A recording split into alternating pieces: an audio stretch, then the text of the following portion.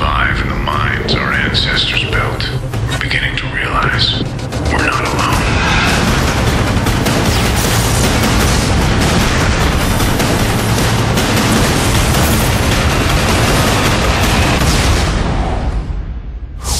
Red Faction 1 was very successful right out of the gate. The ratings were really high, got a lot of very positive reaction out of the fans.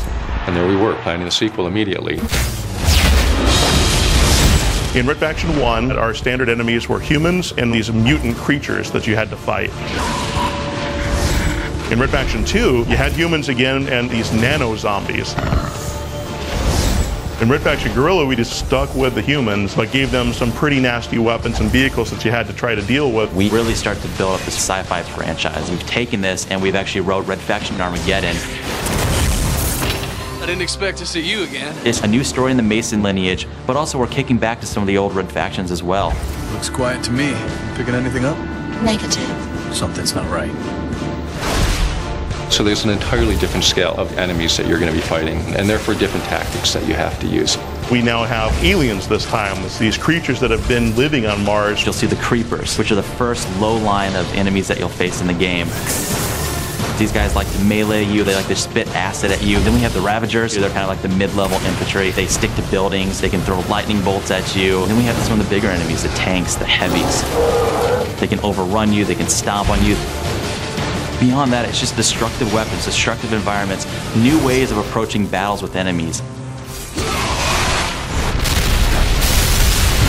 Geomod means geometry modification. You fire a rocket at that wall, it shouldn't just turn black. There should be a hole in that wall, and it should go through that wall and blow up something on the other side of that wall. Our prime weapon, our signature weapon, is definitely the magnet gun. The magnet gun in Red Faction Armageddon is this amazing piece of weaponry where the player fires out an attractor, and then you fire out the second part, which is propelled towards whatever you put the attractor on.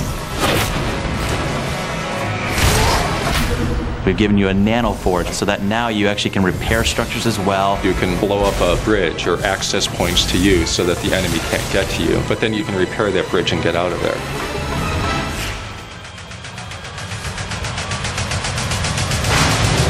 We've had a lot of fun being able to come up with some of these types of weapons that are really maximizing destruction. I think at the core of it, it is a game, it's entertainment, and it's got to be fun.